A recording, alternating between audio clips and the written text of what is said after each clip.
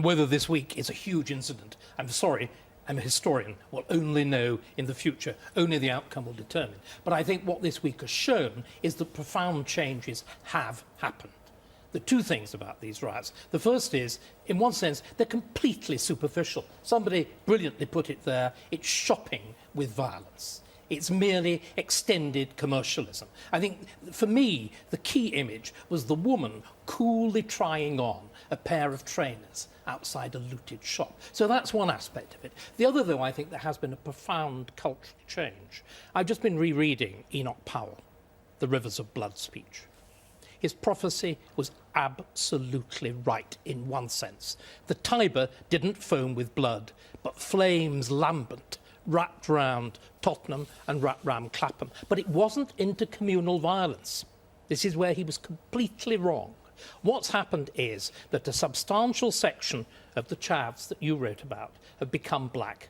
The whites have become black. A particular sort of violent, destructive, nihilistic gangster culture has become the fashion. And black and white, boy and girl, operate in this language together. This language which is wholly false, which is a Jamaican patois that's been intruded in England. And this is why so many of us have this sense of literally a foreign country. In that speech, Enoch Powell talked about 15 or 20 years' time, the black man having the whip hand over the white man. That's not true. What's happened is black culture. This is the enormously important thing. It's not skin colour, it's cultural. Listen to David Lammy, an archetypical, successful black man. If you turned the screen off, so you were listening to him on radio, you'd think he was white. Dreda Say Mitchell. David, absolutely not at all, really. You know, of all the theories we've heard this week, this whole notion that this is down to the way that some young people may choose to speak, that people, I suppose, people, David, like myself, who may be talking a particular way. That's why we've got... You don't talk like them. You don't talk like them. Them. It's a them. This is the problem. It's a them and us culture. We can't keep thinking of this as a them and us argument. We keep talking about different communities. You keep talking, David, about black culture. Black communities are not homogenous groups. Of course not. So there are black cultures, yeah, lots of different black cultures. What we need to be doing is we need to be thinking about ourselves as not individual communities, as one community. We need to stop talking about them and us. We need to be talking about our children. We need to be using words like we and stop putting this blame on different people. The blame culture has got to stop. We've got to face head on what the issues are. Just to understand, when you're saying that white culture has adopted black culture, are you saying that has been at the heart of the rioting? Is it black culture that has caused rioting? Remember, what we're dealing with, listen to these boys. Listen to... I think you should answer the question, David. Is that what you're saying, that black culture has led to this rioting? This is the text sent by the girl who had been the Olympic ambassador, who then engages in shocking acts of looting. Pigs shouldn't have killed that guy last night in it. Then they wouldn't get blown up. Girls going to steal, wheeze. But it's stealing Dewey. The shopkeeper ain't fucked their mugs. No, sorry, excuse me. Utterly outrageous, obviously, what you're saying. What you're doing is you're equating black culture with criminality and anti-social. You are. Let me finish. No, and you said just let Owen Jones have his say. And you said David Lammy, when you heard him, sounded white, and what you meant by that was that white people equals being respectable, and that white people, by adopting black cultural norms. Look, black culture in this country has had a huge contribution. Our music and a whole range of cultural ways. You glorify rap? David, I use rap in schools to teach children literary devices, and it is a fantastic way for children. It's very good for rhythm and the literary. To re-engage boys. Rap with rioting on the streets? Is that what you think? Well, it certainly glorifies it.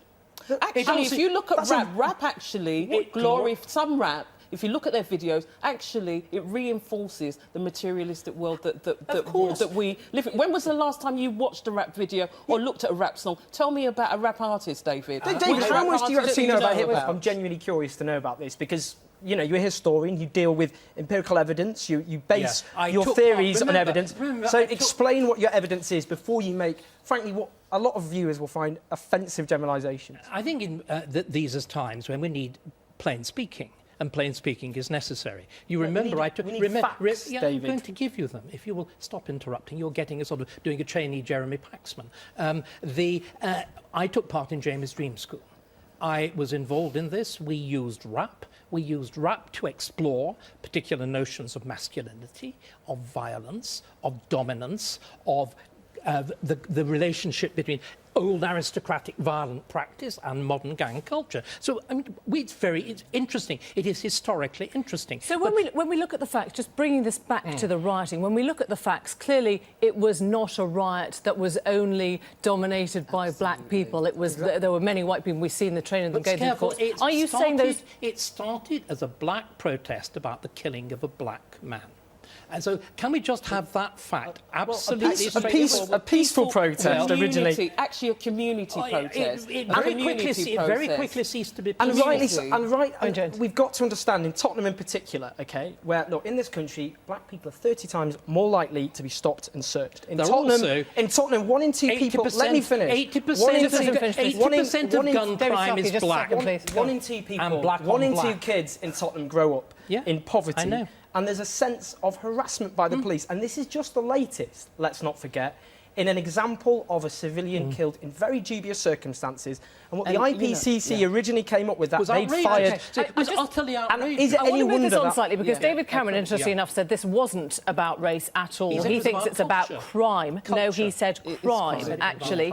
Let's look at the damage to the social fabric in terms of what this says. You talked about shopping, you know, the sort of shopping violence. Shopping with violence, yeah. Do you think, Dreda, that this is part of an acquisitive culture, that sort of endless consumerism? You know, it wasn't mindless rioting, it was rioting with a very clear commercial purpose. And actually, we are the society, we've tripped ourselves up, because what have we emphasised to our children in terms of success? Success equals money. That's what we've been saying to our children for such a long time. Success equals money. So is it any wonder that the type of shops they were looting, it was all about materialism? And, you know, if you think about it, we've had a recession. One of the issues of our recession is about the way that banks behave. We let our banks off, basically. I don't remember bankers. I don't remember bankers. No, the analogy's been made. Feral bankers, feral looters. But interestingly enough, despite all this stuff on politicians, on the press, on bankers, no public buildings were attacked. Now, if you get a real political outbreak, public buildings are attacked. Can we just move on to something? So that kind of protest is OK? No, it's not OK. I mean, I don't actually think that I don't think there is a human right to riot.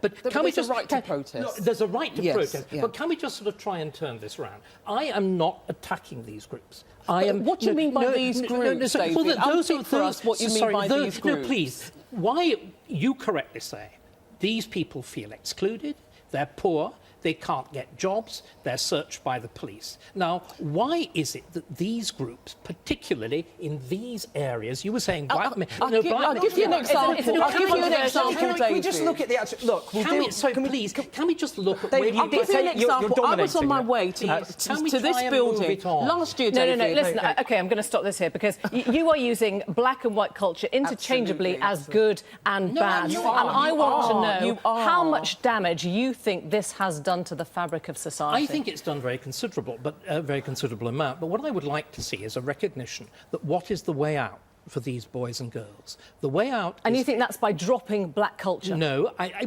think it's a particular form. I think it this black. Why is it so important to do so? Because this type of black male culture militates against education. This is nothing to do with that. Owen Jones, there will be people watching who think that black culture is synonymous with gang culture, at least. Absolutely, and that is something which we need to obviously fight against. Look, there's an angry backlash going on at the moment, and understandably so. People felt terrorised in their own communities. I felt that and my friends felt that. And there's a dangerous climate at the moment, I think, where to even begin to understand the underlying social and economic causes is seen as justifying mindless thuggery. And it's not to do that. But we have to accept there is a problem in this country in the sense that, for example, 1 in 5 young people are now out of work.